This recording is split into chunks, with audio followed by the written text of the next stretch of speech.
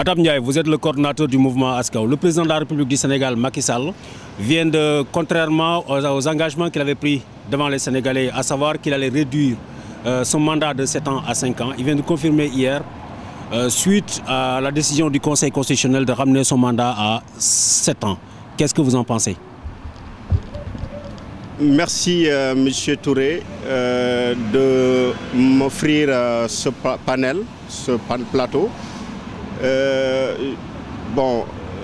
C'est que le président Macky Sall avait confirmé au peuple sénégalais. Je pense qu'il y a point de surprise à mon niveau.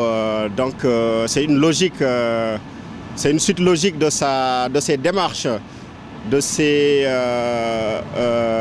démarches politiciennes vis-à-vis du peuple. Mais sachez qu'on ne peut pas tromper le peuple à plusieurs fois. Donc, ce que je peux vous dire, le peuple a été trahi. Les alliés du président Macky Sall ont été vraiment trahis aussi. Parce que pourquoi je dis ça? Tout simplement, Macky a passé tout son temps à se dédire vis-à-vis de ses promesses qui est pour moi un symbole en tant que président de la République du Sénégal. Donc Macky aujourd'hui n'a fait que créer encore davantage une nouvelle opposition qui n'est rien d'autre que sa personne, son comportement, ses attitudes vis-à-vis du peuple. Mais de toute façon, le peuple seul qui est souverain, qui a le dernier mot, le Conseil constitutionnel n'a donné qu'un simple avis consultatif, facultatif par rapport à sa décision en personne en tant que président de la République. Donc je donne rendez-vous à Macky Sall, bien entendu, aux élections législatives où tous les Sénégalais, tout le front, le peuple sénégalais va se constituer à un seul bloc. Qu'est-ce qu'à votre niveau à Askaw, vous comptez faire pour les jours à venir concernant ces décisions? Et est-ce que vous appelez à voter oui ou non pour la constitution du 20 mars prochain?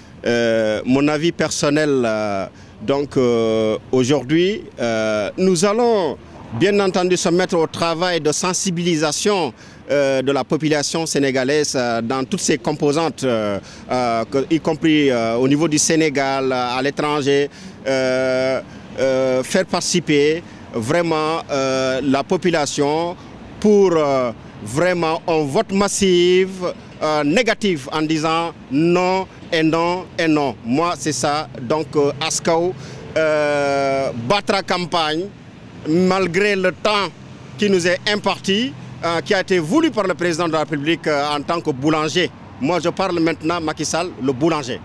Écoutez, vous avez bien fait d'utiliser le conditionnel, effectivement, parce que c'est très surprenant de la part du président Macky Sall de vouloir se réfugier derrière la décision du Conseil constitutionnel pour justifier le non-respect d'une promesse, c'est-à-dire de la parole donnée de réduire le mandat à 5 ans.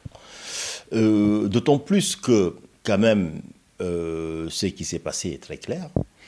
Le président de la République, c'est une possibilité que la Constitution, l'article 51, lui donne, c'est-à-dire qu'il peut, après avoir recueilli l'avis du président de l'Assemblée nationale et du Conseil constitutionnel, soumettre tout projet de loi constitutionnelle au référendum. Ça veut dire qu'on était dans le cadre des fonctions consultatives du Conseil constitutionnel. Je le rappelle, le Conseil constitutionnel a 2 domaines de compétences, des compétences consultatives, c'est-à-dire de conseil, et des compétences contentieuses, c'est-à-dire lorsqu'il y a un différend sur l'interprétation, l'application ou les rapports entre des pouvoirs publics ou les autorités. Pour savoir est-ce qu'on était dans le cadre des fonctions consultatives, il faut se poser la question de savoir est-ce qu'il y avait un différend juridique, est-ce qu'il y avait un désaccord entre 2 ou plusieurs parties. Là, il n'y en avait pas. Ça veut dire qu'on est sûr, en tout cas sûr d'être dans le domaine du contrôle préventif. Et le Conseil constitutionnel le rappelle. Il a rappelé dans la décision qui a été rendue, je mets décision entre guillemets parce qu'on y reviendra sur l'appellation, mais surtout le Conseil constitutionnel précise qu'effectivement dans le cadre de ce contrôle préventif qui est destiné à éviter des difficultés en amont, il n'a qu'un pouvoir de contrôle minimum. Ce qui veut dire qu'une fois qu'on est bien d'accord que le président de la République avait consulté le Conseil constitutionnel dans le cadre de ses compétences consultatives, l'article 51 qui prévoit dit qu'il peut recueillir l'avis. Il peut recueillir l'avis. Donc, ce n'est pas parce que dans la décision numéro 1C 2016 qui a été rendue publique hier, qui a été dévoilée en tout cas par le président et qui a été rendue à la séance du 12 février 2016, ce n'est pas parce que c'est marqué décision que c'est quelque chose qui écarte l'avis. Ça reste toujours un avis. Parce que la Constitution dit que le président peut recueillir un avis. Donc pour vous, le président pouvait se passer de cet avis du groupe, pouvait se passer de l'avis du Conseil constitutionnel? Oui, pour deux raisons. D'abord... Et pouvait se passer de l'avis du Conseil constitutionnel et respecter son engagement électoral qui était d'amener le mandat à 5 ans. Oui, trois arguments permettent de le justifier sans risque de se tromper ou sans risque d'être démenti. Premier argument, c'est que l'article 51 dit clairement que le président peut recueillir l'avis. Donc, il dit que peut, ça veut dire que c'est une faculté, ce n'est pas une obligation. On n'a pas dit doit.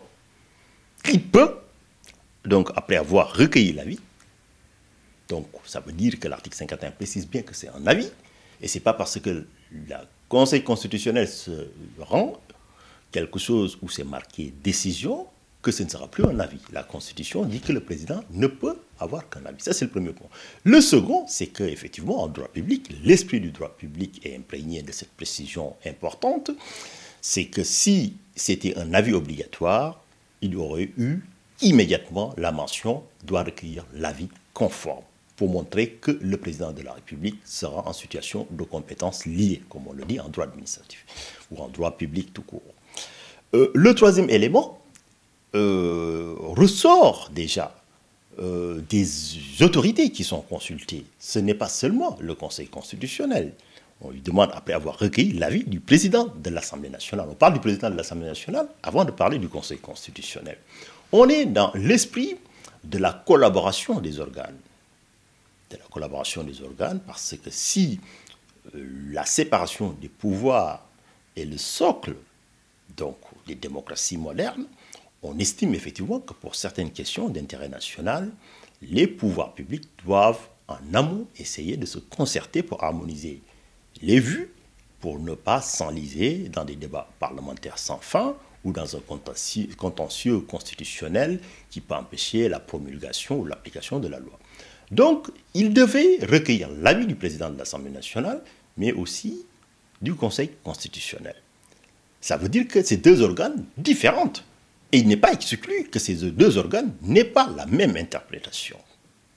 Ça veut dire que si le président était tenu de suivre l'avis, l'article aurait précisé est-ce que c'est l'avis du Conseil constitutionnel ou l'avis de l'Assemblée nationale.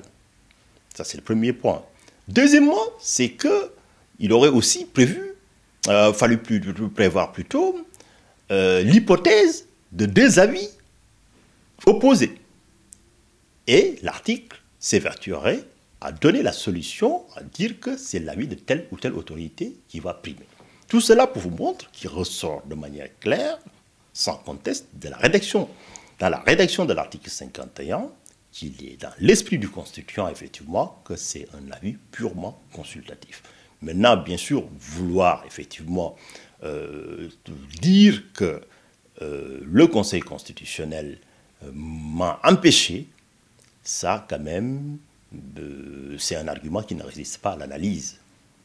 D'autant plus que, et dernière précision, vous l'avez vu, au niveau du point où l'article, ou de l'article en tout cas, où le Conseil constitutionnel a traité de la réduction du mandat, le Conseil constitutionnel, parlant de l'article 27, vise plutôt le caractère impersonnel et général des règles de droit qui lui paraissent, il ne l'affirme pas de manière catégorique, il utilise des pincettes, des précautions qui lui paraissent incompatibles avec le caractère permanent et intemporel de la Constitution.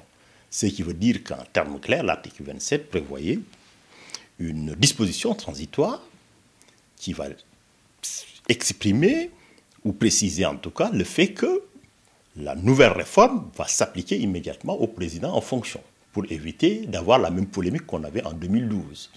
Aujourd'hui, l'actualité au Sénégal, c'est le renoncement de Macky Sall à sa promesse électorale, qui était de ramener son mandat de 7 ans à 5 ans. Hier, lors d'une allocution solennelle qu'il avait fait à la nation, il a évoqué l'avis du Conseil constitutionnel.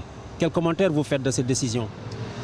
Merci beaucoup, M. Touré. Je crois qu'aujourd'hui, le sentiment qui m'anime, c'est le sentiment que je partage avec la plupart des concitoyens, des Sénégalais, donc dans leur écrasante majorité, surtout des Sénégalais épris d'esprit de justice, vraiment, donc de loyauté et de sincérité.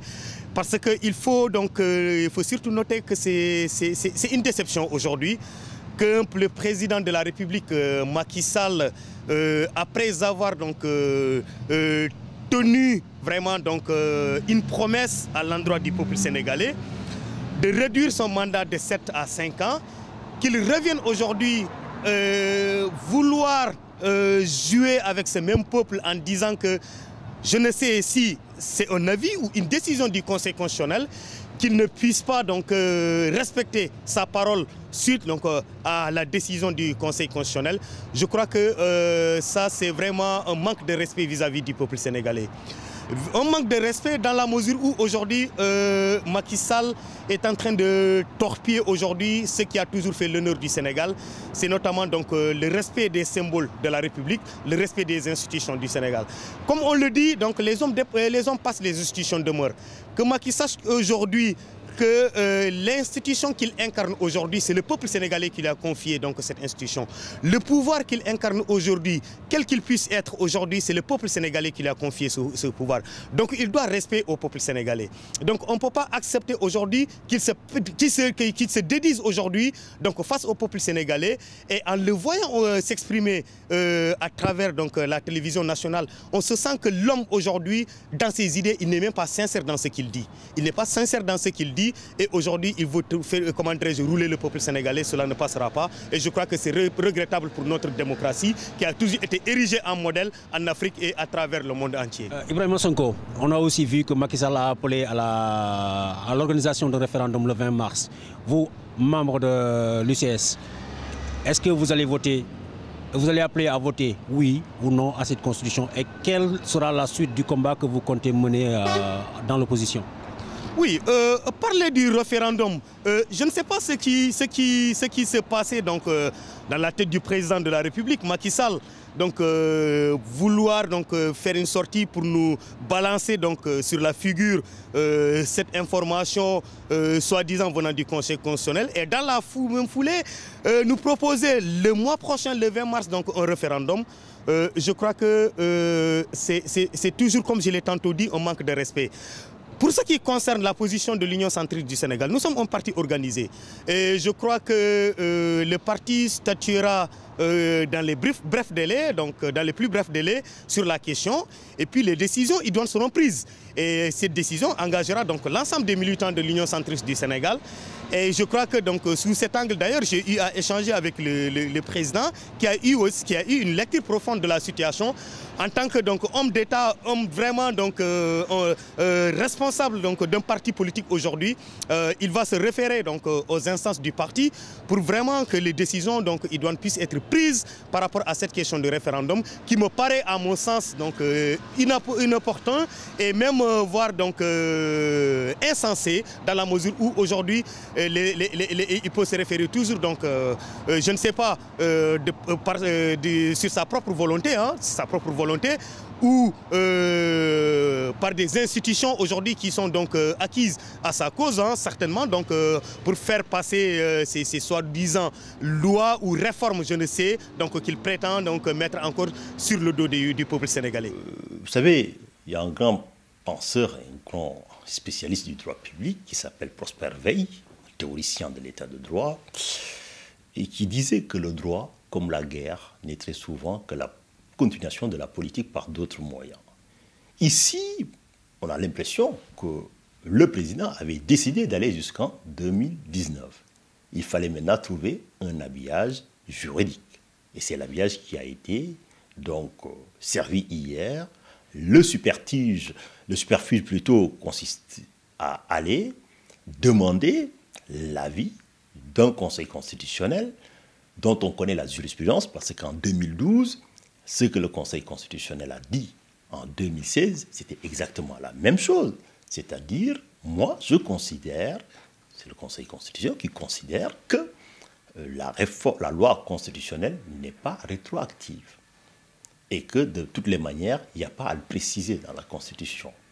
Donc, on connaissait déjà l'issue. La position, c'est le contraire qui aurait été surprenant de voir le Conseil constitutionnel faire un revirement de jurisprudence en si peu de temps. Si on fait un peu de droit comparé, dans les grandes démocraties comme les États-Unis, le Royaume-Uni, la Cour suprême fait quasiment des revirements de jurisprudence tous les 25 ans, voire 50 ans.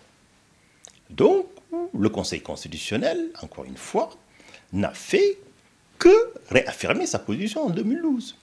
Maintenant, vouloir aujourd'hui se réfugier derrière cet avis du Conseil constitutionnel pour dire que finalement je vais faire 7 ans, certes, juridiquement c'est habile, mais politiquement, ce n'est pas crédible.